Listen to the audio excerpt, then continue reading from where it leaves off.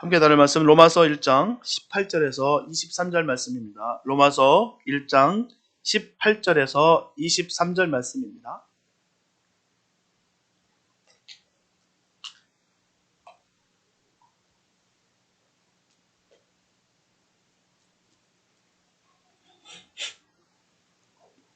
로마서 1장 18절에서 23절입니다. 주님의 귀한 말씀 봉독해 올립니다.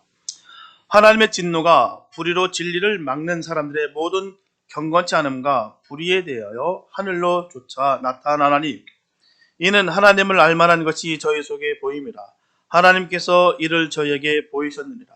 창세로부터 그의 보이지 아니하는 것들 곧 그의 영원하신 능력과 신성이 그 만드신 만물에 분명히 보여 알게 되나니 그러므로 저희가 핑계치 못할지니라.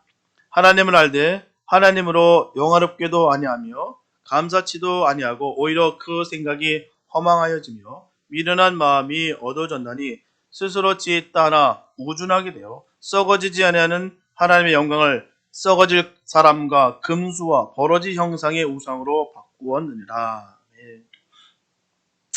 오늘날 많은 사람들이 사용하는 말 중에 그런 말이 있어요. 시대정신이라는 말을 많이 합니다. 시대정신.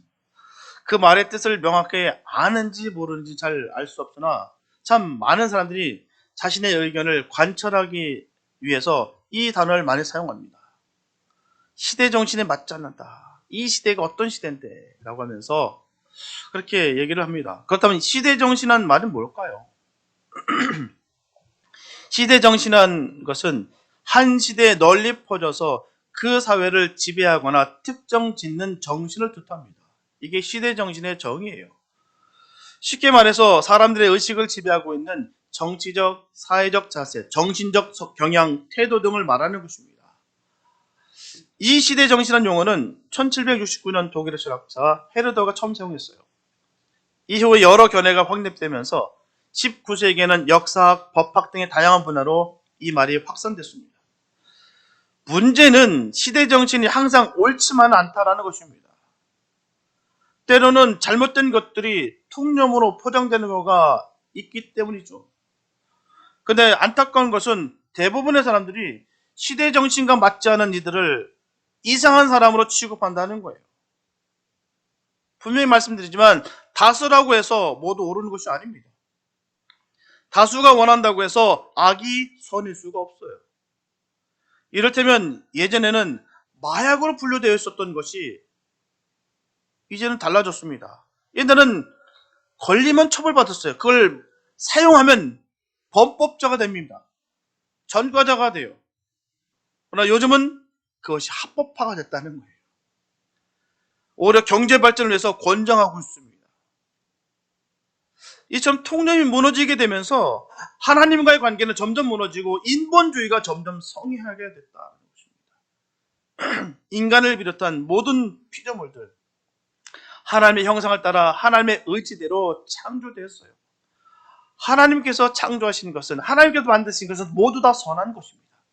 사용하는 자가 잘못 사용해서 그게 악하게 된 것이죠. 그러므로 피조세계는 육안으로 볼 수 없는 하나님의 그 신성과 능력을 보여주는 계시의 매개체입니다. 하나님의 모든 것을 창조하시고 조성하시고 만드신 것에 우리가 감동, 감화 받는다는 것이죠.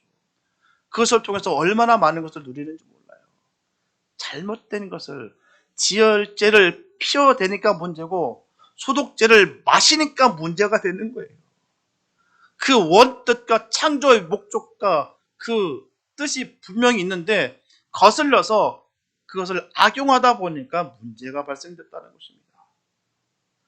하나님은 영광 받으시기 위해서 인간을 창조하셨어요. 또한 인간을 위해 모든 것을 다 섭리하셨습니다. 허락하시고 생육하고 번성하라고 분명히 말씀하셨다는 것입니다. 특별히 성도는 진리대로 살아야 돼요. 대세에 따라서 살아가는 것이 아닙니다. 남들이 하니까 괜찮아. 남들이 그렇게 하니까 그렇게 흘러가는 거야. 타협하고 함께 묶여 사는 것 아닙니다. 진리대로 살아가는 거예요. 미국에서 보게 되면 취임식 때 아니면 국회가 새롭게 시작될 때 늘 전통적으로 기도를 시작합니다. 성경에 손을 얹고 이렇게 대통령 취임을 받고요. 또한 국회가 열릴 때 늘 기도로 시작합니다. 근데 요즘은 기도 마칠 때 어떻게 하는지 아십니까? 예전에는 전통적이고 지금도 마찬가지고 목사라면 예수님의 이름으로 마칩니다. 예수님의 이름으로 기도드렸습니다. 이게 기도입니다. 그러나 요즘은 어떤지 아십니까? 다양한 종교의 이름으로 기도를 마칩니다. 예수님의 이름이 빠졌어요. 예수님의 이름이 사라졌어요. 그게 왜냐고요? 모든 사람들이 종교가 다양하기 때문에 이 시대의 정신이다라는 거. 이게 미국의 현실입니다. 너무나도 가슴 아파요. 예수님의 이름으로 기도했던 예수님의 이름이 사라지고 다양한 종교의 이름으로 다양한 이름으로 불려지는 그 신의 이름으로 기도드렸습니다. 이렇게 기도합니다. 목사라면 그 얘기를 얼마나 아프던지 눈물이 막 납니다. 너무 고통스러워. 그 순간 이 상황 자체가 너무 아파요. 이 시대를 살아가는 미국 땅에 서 있는 제가 목사된 입장에서 너무 가슴 아파요.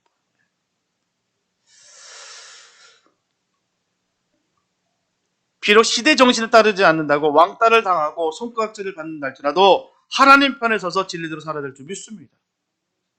하나님께서 죄라고 하시는 것은 그것은 죄가 되는 거예요. 다른 사람들이 다 옳다라고 말해도 성별이 뒤바뀌고 이상한 형국이 됐는데 하나님께서 죄라고 하면 죄입니다. 에이맨이 아니라 에이우먼이 되었어요. 같이 씁니다. 오늘 본문에 보면 사람들은 하나님이 자신을 인간에게 보이지 않으셨기 때문에 하나님을 섬길 수도 없었으며 영광을 돌릴 수도 없었다라고 전하고 있습니다. 그래서 죄를 범한 것이 자신들의 책임이 아니라고 핑계를 대고 있어요. 하지만 사도 바울은 자신들은 죄에 대해서 책임이 없다고 주장하는 사람들에게 결코 핑계는 있을 수 없다고 전하고 있습니다. 왜냐하면 하나님께서 만드신 그 피조물 속에 하나님 자신의 영원하신 그 능력과 신성을 나타내심으로 누구나 볼 수 있도록 하셨기 때문입니다. 그렇게 하나님께서 자신의 모습을 나타내셨기 때문에 인간의 범한 모든 죄의 책임은 바로 인간 자신에게 있는 거예요. 분명한 것은 자신의 쾌락과 욕망으로 주님을 볼 수 없었기 때문에 죄가 엄습했다는 것입니다. 오늘은 진리에서 벗어나서 죄에 빠짐으로 하나님의 진노를 받게 되는 그 죄인들의 모습을 통해 엄하시고 공의로우신 하나님에 대해서 우리가 함께 살펴보겠습니다. 첫째, 하나님의 진노는 하나님의 사랑을 거부하는 사람의 몫입니다. 헬라어에는 진노를 의미하는 두 단어가 있어요. 하나는 투모스라고 하는데요. 아주 격렬하게 폭발하는 분노를 의미하는 것입니다. 또 하나는 오르가라고 하는데요. 오래 기다리다가 마침내 굳어버린 분노를 의미합니다. 그런데 오늘 본문에 사용된 것은 투모스가 아니라 오르가입니다. 이처럼 하나님의 진노가 순간적인 감정의 폭발이 아니라 오랫동안 기다리고 또 기다리다가 마침내 드러나는 진노임을 강조하고 있는 거예요. 본문 18절을 보게 되면 하나님의 진노가 불의로 진리를 막는 사람들의 모든 경건치 않음과 불의에 대하여 하늘을 쫓아 나타나라니라고 말씀하고 있어요. 오늘 본문은 이처럼 하나님의 진노가 하늘로 쫓아 나타난다고 이야기하고 있습니다. 여기에는 두 가지 의미가 있어요. 첫째로 심판의 권능이 하나님께 있음을 보여주는 것입니다. 모든 피조물의 생명은 창조주의 것이에요. 그러면 심판 또한 창조주의 권한입니다. 그래서 사도 바울은 모든 피조물이 하나님의 그 심판 안에 있음을 분명히 전하고 있습니다. 따라서 심판의 권능을 지닌 하나님의 진노를 아무도 피하지 못할 것이다 라는 것입니다. 둘째로 하나님의 진노는 의로운 것이에요. 요한복음 5장 30절에 보면 내가 아무것도 스스로 할 수 없노라 듣는 대로 심판하노니 나는 나의 원대로 하려 하지 않고 나를 보내신 이의 원대로 하려 하는 거로 내 심판은 의로우니라. 이처럼 하나님은 의로우심으로 하늘로부터 내려오는 진노는 의로운 것입니다. 하나님은 인간과 같이 편견이나 자신의 이에 의해서 진노하지 아니하시고 그의 심판은 의로우셔서 사람의 각기 행한 대로 심판하십니다. 순간적인 감정에 의해서 하시는 것이 아니다라는 것이죠. 행한 대로. 믿음 생활에서 행함은 너무나도 중요합니다. 그대로 평가가 되기 때문에 절대로 무시할 수가 없어요. 진정한 믿음을 가지고 있다고 한다면 반드시 행함으로 나타나기 때문입니다. 말로만 하는 것은 결코 소용없어요. 정말 믿는다고 한다면 내 몸이 반응합니다. 그렇다면 오늘 본문에서 말하는 하나님의 진노를 누가 당하게 될까요? 첫째, 진리를 막는 자입니다. 사도 바울은 하나님의 진노가 제일 먼저 불의로 진리를 막는 사람들에 대해 나타난다고 보면 전하고 있습니다. 그럼 진리는 뭘까요? 여러분들 진리가 뭡니까? 바로 예수입니다. 예수 그리스도가 진리예요. 그러므로 누구든지 예수 그리스도의 하나님 되심과 우리를 위해 십자가에 죽으심과 부활하심으로 말미암아 구원을 베푸셨음을 믿지 않냐고 부인하는 자는 곧 진리이신 예수 그리스도를 막는 자이므로 하나님의 진노가 그에게 임한다는 것입니다. 우리가 다 아시다시피 로마서는 구원의 책입니다. 하나님의 사랑을 강조하는 책이 이 로마서예요. 너무나도 중요합니다. 그런데 하나님의 사랑을 강조하는 로마서 1장에서 이 하나님의 진노를 지금 역설하고 있어요. 이 강조하고 있습니다. 신약은 하나님의 사랑을 강조하고 있어요. 당신의 독생자를 죽이시면서까지 우리를 사랑하신 그 사랑을 말하고 있습니다. 근데 구약은 어떻습니까? 진노하신 하나님, 진멸하신 하나님, 심판하신 하나님을 강조하고 있습니다. 그 이유는 진노하신 하나님에 대한 다른 예가 없으면 하나님의 사랑을 절대로 이해할 수 없기 때문입니다. 하나님께서는 죄에 대해서 단호하신 분이십니다. 하나님께서는 죄와 함께 하시는 분이 절대 아니세요. 섞일 수가 없습니다. 그래서 죄에 대해서는 언제든지 진노하십니다. 구약은 그런 하나님의 속성을 잘 보여주고 있어요. 그런 하나님께서 그럼에도 불구하고 우리 같은 죄인을 선택하시면서 대신 당신의 아들을 진노의 대상으로 삼아서 제물로 죽이셨다는 거예요. 그 죄에 대해서 참지 못하시는 그 주님이 진노의 하나님, 진멸의 하나님, 심판의 하나님께서 그 죄에 놓였던 우리를 대신해서 독생자의 아들을 그 모든 저주를 다 그에게 쏟아 부어주시고 우리에게 구원을 베풀어 주셨다는 거예요. 이게 진정한 주님의 사랑이십니다. 따라서 우리가 이 하나님의 진노를 바로 깨달았을 때 하나님의 사랑이 비로소 감각적인 사랑이 되는 것입니다. 갚을 수 없는 놀라운 사랑을 발견하게 되는 거예요. 내가 왜 죄인이야? 내가 죄 지은 것도 없는데 난 법대로 잘 지켜 살아가는데 내가 왜 죄인이야? 이렇게 스스로의 착각 속에 있었던 우리가 도저히 씻을 수 없는 죄를 우리가 품고 태어났다는 것을 깨달아 그 죄를 우리 주님께서 감당하셨다는 그 놀라신 그 은혜로 인하여 우리가 구원을 받았다는 이 놀라운 이 사랑, 그래서 우리가 감격할 수 있는 것이고 감사할 수가 있는 것입니다. 둘째, 경건치 않은 자가 하나님의 진노의 대상이라는 거예요. 여기서 쓰인 경건은 하나님과의 관계에서 사용되는 단어입니다. 마태복음 3장 7절과 8절에 보면 요한이 많은 바리새인과 사두개인들이 세례 베푸는데 오는 것을 보고 이르되 독사의 자식들아, 누가 너희를 가르쳐 임박한 진노를 피하라 하더냐? 그러므로 회개에 합당한 열매를 맺고라고 말씀하고 있어요. 이렇게 세례 요한은 자신에게 세례를 받기 위해서 온 바리새인들과 사두개인들에게 형식적으로 회개에 합당한 열매를 맺고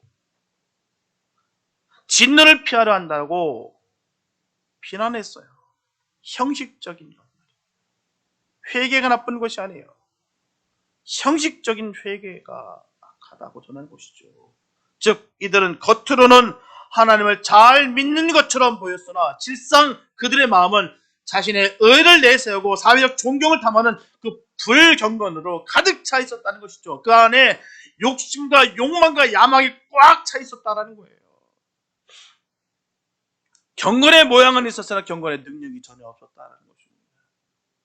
하나님에 대한 경건과 사람에 대한 의로움은 뗄래야 뗄 수가 없는 관계예요. 하나님 앞에서는 불경건한 사람이 사람 앞에서 절대로 의로울 수가 없고요. 사람 앞에서 불의한 사람이 하나님 앞에서 경건할 수가 없습니다. 절대로 별개가 될 수가 없어요. 어느 한쪽만 될 수가 없습니다. 나는 사람은 아무 하당의 소용없어. 난 하나님만 잘 믿으면, 하나님만 잘 믿으면 돼.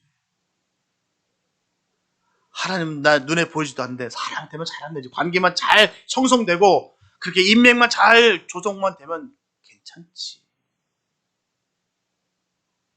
어느 한쪽만 될 수가 없다는 것입니다. 따라서 내가 하나님을 사랑한다면서 사람과의 관계에서 의로움이 드러나지 않는다면 아직도 내가 하나님을 제대로 사랑하지 않거나 아니면 하나님에 대한 사랑을 잘못 이해하고 있는 것입니다.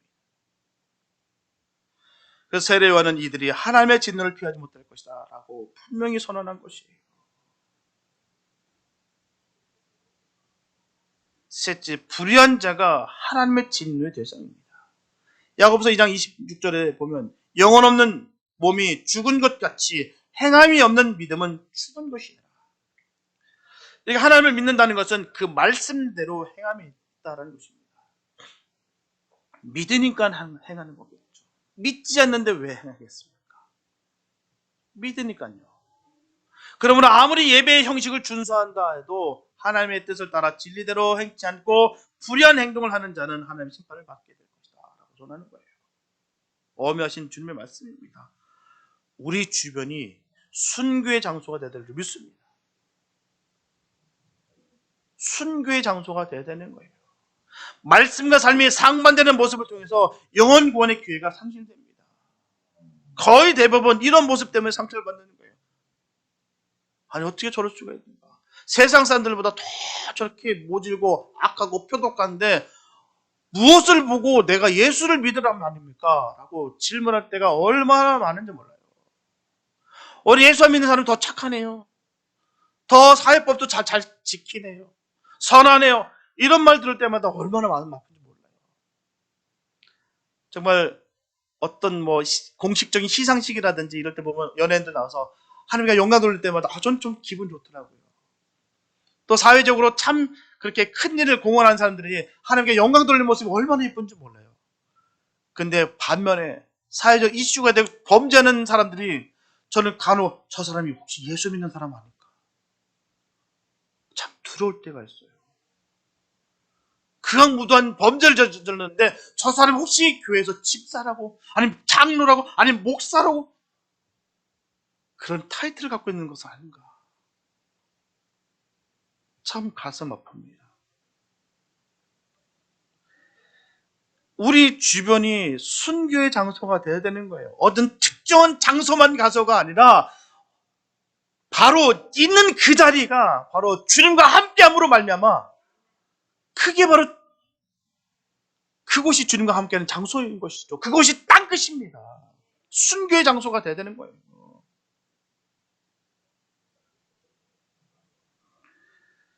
자꾸 번듯한 거, 눈에 보이는 것에 급급하고 실적이 자꾸 눈에 오다 보니까 자꾸 주변을 너무나도 소홀히 여기고 함부로 대할 때가 얼마나 많은지 모릅니다. 가장 중요한 것은요, 내 있는 그 장소입니다. 있는 그곳에서 주의 사랑을 전하는 거고 그리스도의 향기가 뿜어져 나오는 것입니다. 이게 중요한 거예요. 본문 19절에 보면 이는 하나님을 알만한 것이 저희 속에 보임이라 하나님께서 이를 저에게 보이셨습니다.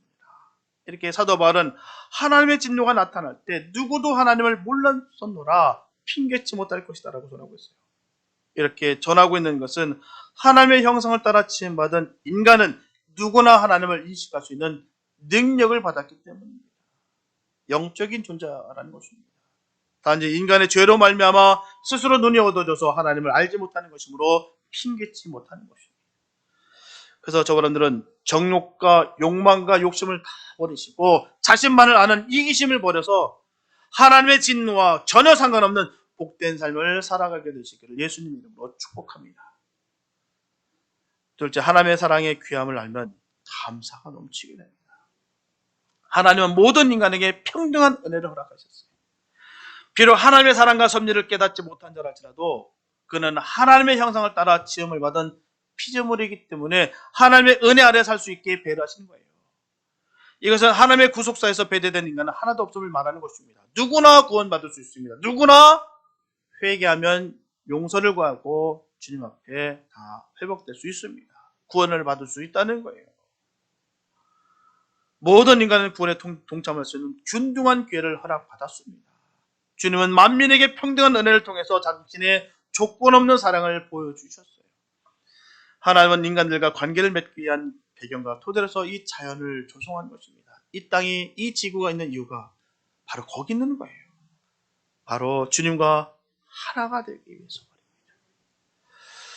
그러면 인간은 이 세계를 터전으로 삼고 하나님께 영광 돌리는 생활을 함으로 말미암아 삶의 기쁨과 존재 이유를 발견해야 되는 것입니다. 내가 왜 살아가야 되며 내가 왜 지금 이 공간에 있어야 되는 그 이유를 분명히 알아야 되는 것입니다. 내가 왜 살아야 되지? 내가 왜 숨을 쉬어야 되지? 내가 이 밥을 왜 먹어야 되지? 내가 왜 일을 해야 될지? 끊임없이 이렇게 방황하게 되게 되면은 결코 주님이 원하신 그 목적하는 바를 이룰 수 없다는 것입니다. 그러나 내가 이곳에 있는 이유와 내가 이 밥을 먹는 이유와 내가 이곳에서 일하고 있는 모든 이유를 명확하게 알면 하나님께 영광 돌리는 것을 내가 깨닫게 된다면 그 모든 것이 다 은혜며 감사입니다. 창조를 통해 보여주신 하나님의 사랑은 인간의 깨달음과 결단을 통해 구원의 은혜로 완성되는 거예요. 하나님은 강제적인 방법으로 그 사랑을 인간에게 요구하신 적이 없습니다. 하나님은 인간에게 자유의지를 주심으로 말미암아 스스로의 결단에 의해 하나님께 영광 돌릴 수 있게 하셨다는 거예요. 인간이 그 자유의지로서 하나님을 거역하고 범죄한 이후에도 하나님은 그 사랑을 변치 않으셨다는 거예요. 과연 하나님께서 우리와 같은 마음이었으면 어떻게 됐을까요? 상상만 해도 끔찍합니다. 끔찍해요. 우리의 기도의 제목들 보면 들을 때마다 어떤 분 기도 제목 들으면 섬뜩할 때가 있어요. 과연 저 기도가 잘 기각돼서 참 감사합니다. 이럴 때가 얼마나 많은지 몰라요. 아니 저렇게 기도할 수가 있을까? 과연 저 기도가 통과가 된다면 상상만 해도 끔찍해요. 있을 수 없는 일들을 구하고 구할 때가 얼마나 많은지 모릅니다. 하나님은 감정적인 순간적인 그런 것을 통해서 하지 않으시고 하나님께서 인내하시고 사랑으로 가장 거룩한 것으로 복되게 인도하신다는 거예요. 자기 존재의 근거와 이유를 모를 수 있는 유일한 피조물인 인간이 영적인 무관심으로 말미암아 끝내 하나님의 사랑을 거절한다면 어떻게 될까요? 그 결과는 영원한 죽음이라는 것입니다. 멸망입니다. 기회를 주시고 기다려주고 인내하셨는데 그걸 무시하고 묵살해 버린다면 하나님의 사랑을 거절한다면 멸망이라는 거예요. 영적인 무관심은 창세 때부터 분명히 보여주신 하나님의 사랑에 대한 배신행위며 핑계치 못할 죄입니다. 흔히 우리 본능적 인간을 가리켜서 짐승 같은 사람이다라고 합니다. 본능에만 충실한 인간을 말해요. 로마서 16장 18절에서 이런 사람을 가리켜서 하나님이 아닌 자신의 배만을 섬기는 사람이다라고 말하고 있습니다.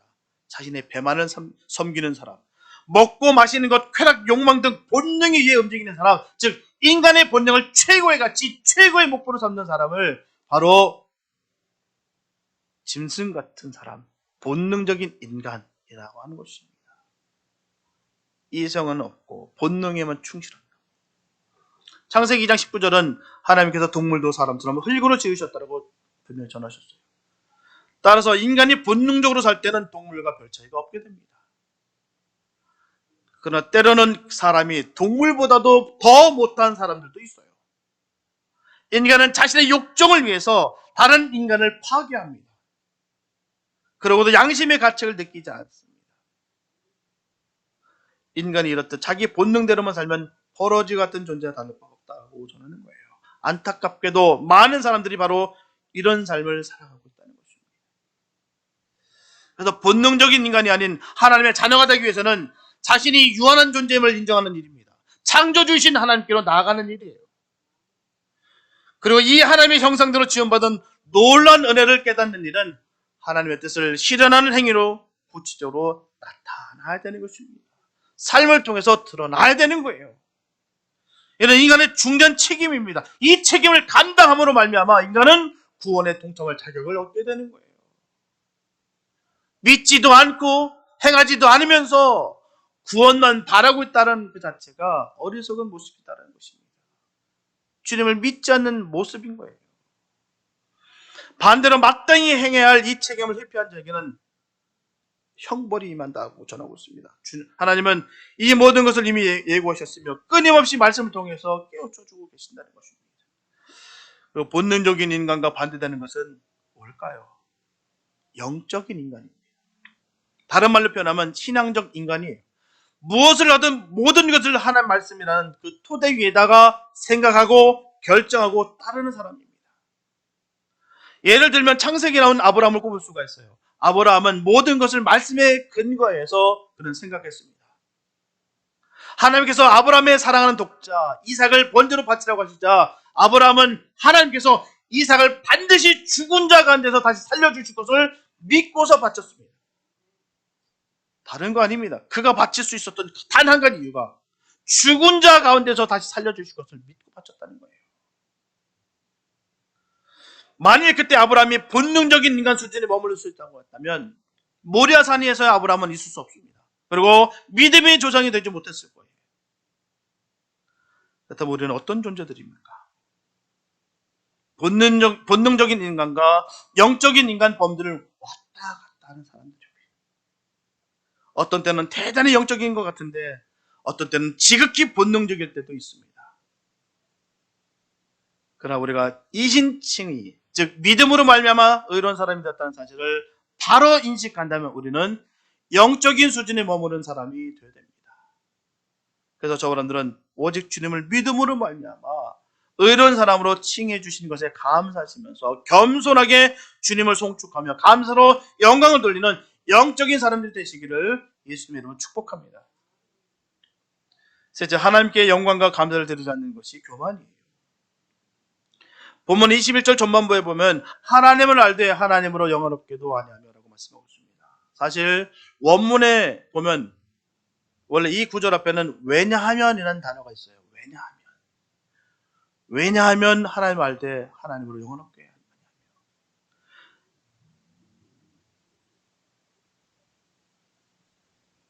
여기서 하나님 알되라는 것은요, 본문 20절을 지칭하는 거예요. 하나님께서 만물 가운데서 자신의 모습을 발견할 수 있도록 만드셨기 때문에 인간은 그 만물을 보고도 하나님을 알 수가 있습니다. 우리가 정말 그랜드 캐년 가면 느껴집니다. 저는 그때 처음 경험해봤거든요. 정말 그 자연에 내가 압도당한다라는 느낌이 처음이었던 것 같아요. 그냥 턱 입이 떨어지더라고요. 와, 하나님 대단하시다. 이게 입이 툭 튀어나오더라고요. 하나님 대단하시다. 인간의 힘으로 할 수 있는 일이 아니에요. 하나님이 아니고서는 할 수 없는 이런 것을 우리가 깨닫게 됩니다. 이번 재해를 보십시오. 이 비패로 이 필리핀 지역이 얼마나 많이 당하셨는지요. 마음이 너무 아파요. 정말 갑자기 물이 불어나서 운전 도중에 딸을 잃은 부모의 모습. 갑자기 물이 온 동네를 다 습쓸어가지고 마을 하나가 없어져 버리고 정말 자연 앞에 꼼짝 못하더라고요. 다른 곳에서는 정말 눈이 펑펑 내릴 이 시기에 해변에서 선탠하고 수영하고 이 모든 것들이 하나님이 살아계시지 않으시다면 할 수 없는 일입니다. 우리가 깨닫게 됩니다. 하나님을 알 수 있다라는 것이죠. 하나님께서 만물 가운데서 자신의 모습을 발견할 수 있도록 만드셨기 때문에 인간은 그 만물을 보고도 하나님을 알 수가 있다는 거예요. 본문 21절 중반부에 보게 되면 감사치도 아니하라고 말씀하고 있습니다. 분명히 하나님은 자신이 만드신 인간에게 사랑과 축복을 베푸셨어요. 그런데 그런 축복을 받은 인간들은 하나님께 감사하지 않았습니다. 누가복음 17장에 나오는 병고침을 받은 문둥병자 내용을 보면 잘 알 수가 있습니다. 분명히 10명이 모두 병고침을 다 받았어요. 그 문둥병을 싹 다 고침을 받았습니다. 하지만 오직 한 사람, 그 사마리아 한 사람만 예수님 발 앞에 엎드려 살해를 합니다. 다른 병 고침을 받은 사람들은 어떻을까요? 모든 사람들은, 그 사마리아 사람 외 모든 사람들은 감사치도 아니하고 각자 자기 자신의 길로 다 가버렸다는 거예요. 이것이 바로 인간이 지은 큰 죄라는 것을 말하는 것입니다. 왜냐하면 감사하는 것이 피조물의 본분이기 때문이에요. 데살로니가 전서 5장 16절에서 18절 말씀 보면 항상 기뻐하라, 쉬지 말고 기도하라, 범사에 감사하라, 이는 그리스도 예수 안에서 너희를 향하신 하나님의 뜻이니라. 이처럼 사도 바울은 범사에 감사하는 것이 하나님의 뜻이라고 말하고 있습니다. 다시 말씀드리면 범사에 감사치 않는다는 것은 하나님의 뜻을 어기는 것이 되며 죄를 범하는 것입니다. 그래서 범사라는 것이 뭐예요? 모든 상황을 말하는 것입니다. 이때는 감사하고 이럴 때는 감사치 않는다 하는 것이 아니라 모든 상황을 감사한다는 거예요. 우리 인생에 보게 되면 순경도 있고요, 역경도 있습니다. 순경만 있으면 얼마나 좋아요. 계속 술술술술 풀리고 그렇게 부드럽게 편안하게 싹 흘러가면 얼마나 좋겠습니까? 그러나 역경도 있다는 거예요. 마치 세상에 밤과 낮이 있고 맑은 날씨와 흐린 날씨가 있듯이요, 우리 생활 역시 안정되고 사회도 성공하여서 발전과 번성한 때도 있어요. 하지만 한꺼번에 실패와 시련을 겪을 때도 분명히 있다는 것입니다. 그러나 그럼에도 불구하고 범사에 감사하는 것이 주님의 말씀이에요. 바로 그리스도 예수 안에서 너희를 향하신 하나님의 뜻이니라. 이 사실을 꼭 기억하시기 바랍니다. 예수 안에서 너희를 향하신 하나님의 뜻이라는 거예요. 바로 범사에 감사가 말입니다. 그러면 범사에 감사할 수 있는 사람은 누굴까요? 어떤 사람이 바로 범사에 감사할 수 있는 사람이 될까요? 하나님이 우리들에게 궁극적으로 모든 것을 유익하게 하신다는 것을 확신한 사람입니다. 하나님은 반드시 우리를 좋은 것을 허락하시는 분이야. 하나님은 좋으신 분이시오. 우리가 선으로 이끄신 분이시다. 이것을 믿는 것이 믿음입니다. 분명한 것은요, 믿음이 없이는 절대로 감사할 수가 없어요. 그러므로 감사가 사라진 것은 믿음이 식어졌거나 믿음이 사라졌다는 증거입니다. 다른 게 있는 것이 아니에요. 믿음의 척도는 거기 있습니다. 믿음이 충만하고 성령 충만하신 분들 보십시오. 감사가 입에서 떨어집니다. 감사. 계속 뭐가 감사인지 계속 감사가 나와요. 믿음 떨어지고 식어져 보십시오. 그냥 불평불만, 입에서 나오는 것들이 다 쏟아져 보는 것이 그냥 악만 튀어나옵니다. 감사라는 것을 찾아볼 수가 없어요. 믿음이 있기 때문에 나오는 거예요. 상황과 형편이 좋고 나쁨을 자꾸 척도로 여기고 그걸 기준으로 삼게 된다면 결국 그는 믿음의 사람이라 말할 수가 없습니다. 형편이 좋으면 감사, 나쁘면 불평불만. 이게 어찌 믿음의 사람의 모습이라 할 수가 있겠습니까? 반드시 이 상황 속에서 하나님은 더 거룩하게, 복되게, 선하게 역사하실 것이야. 믿음 가운데 우리가 감사가 나는 거예요. 그게 믿음의 사람입니다. 정말 주님을 믿는다고 한다면 그렇게 살아가는 거예요.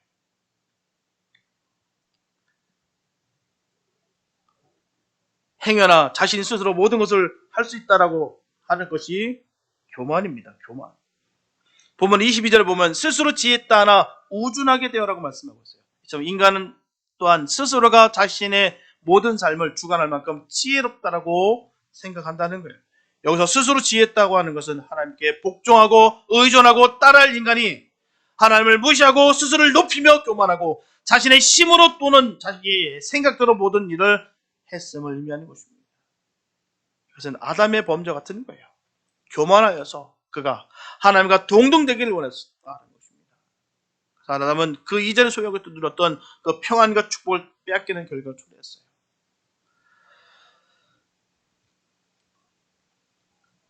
우리는 주님을 믿어야 될 줄 믿습니다. 주님과 주신 그 복을 받아두시기 바랍니다. 주님과 함께 이 관계가 우리가 소원해지고 우리가 끊어지면 첫 번째 오는 것이 두려움이에요. 불안입니다. 거기 있는 거예요. 그러나 하나님과의 관계가 온전한 사람들의 삶의 모습은 늘 기쁨이 넘칩니다. 의기양양합니다. 늘 평강이 임합니다. 어느 곳에 무엇을 하든 주눅들지 않습니다. 왜요? 하나님과의 관계가 명확하기 때문이에요. 그 관계가 바로 세워지길 축복합니다. 하나님께서 주신 그 은혜를 늘 누리시며 승리하시기 바랍니다. 내가 하나님 왜 믿을 만한 것들이 많아지는 것이 바로 우상이에요. 예전에는 그렇습니다. 우상의 개념이 어떤 정상을 갖춘 것, 모양, 요즘 좀 달라졌어요. 하나님보다 더 사랑하는, 또 하나님보다 더 의지하는 모든 것들이 우상입니다. 우리는 결코 이 어리석음에서 넘어지지 않길 바랍니다. 하나님을 믿지 않는 것이 교만인 것을 꼭 기억하시면서 주님께서 주시는 그 은혜로 늘 감사가 넘치는 복된 삶 되시길 축복합니다. 사랑하는 여러분, 하나님을 하나님 되게 하지 않으면 하나님께서 얼마나 슬퍼하시고 아파하시겠습니까? 이것은 하나님을 무시하는 거예요. 하나님께서는 우리에게 최선을 베푸셨습니다. 어떻게 해요? 독생자 아들이신 예수 그리스도를 희생시키시면서까지 생명과 사랑, 온갖 은사와 선물들을 우리에게 다 아낌없이 부어주셨습니다. 분명히 하나님의 은혜를 받은 사람은 이제 더 이상 하나님의 진노의 대상이 아니라 사랑의 대상입니다. 현세에서도 사랑받고 내세에서도 사랑받게 되는 거예요. 우리 인생에 어떤 일이 일어난다 할지라도 하나님의 사랑은 변함이 없습니다. 늘 구원의 확신을 가지고 승리하시기 바랍니다. 이 구원의 확신이 없고 하나님의 자녀된 삶을 우리가 잃어버리게 된다면 늘 두려운 거예요. 주님 오시는 날을 늘 기쁨으로 맞아들여야 되는데 늘 벌벌 떨고 심판의 날이 임한다, 공포가 조성되고 공포 속에 눌린다는 것은 결코 믿음의 사람들의 모습이 아닌 것입니다. 믿음의 사람들은 언제라도 감사합니다. 오늘 하루도 주신 것 감사, 내일도 허락하신 그 주님을 감사, 이게 감사인 거예요. 늘 감사가 넘치는 은혜가 있기를 바랍니다. 하나님께 최고의 예배를 드리면서 그 얼굴과 그 이름을 영화롭게 하고 진실한 감사를 드리시기를 늘 힘쓰시길 바랍니다. 그래서 우리의 삶의 모든 것이 하나님으로부터 왔다는 것을 늘 기억하시고 하나님께 감사하는 신앙이 늘 회복되기를 예수님의 이름으로 축원합니다. 기도합니다. 살아주신 감사합니다. 아버지, 우리가 감사할 수 있는 것은 주님이 나와 함께 하심입니다. 주님이 함께 하시면 우리는 결코 지지 않습니다. 넘어지지 않습니다. 우리는 결코 슬프지 않습니다. 하나님, 우리 아들 동행하여 주시고 주님께서 우리에게 늘 선한 것으로 베푸시고 인도하실 것을 믿으며 살아갈 수 있는 우리가 되게 하여 주시옵소서. 우리를 푸른 초원으로 인도하신 그 주님을 기억하며 감사가 넘치고 범사에 감사를 이뤄 주의 뜻을 이루는 삶이 되게 하여 주시옵소서. 주의 크신 은혜와 영광이 늘 넘치게 부어주실 것을 믿사옵고 우리를 원하신 예수님의 이름이 되겠습니다.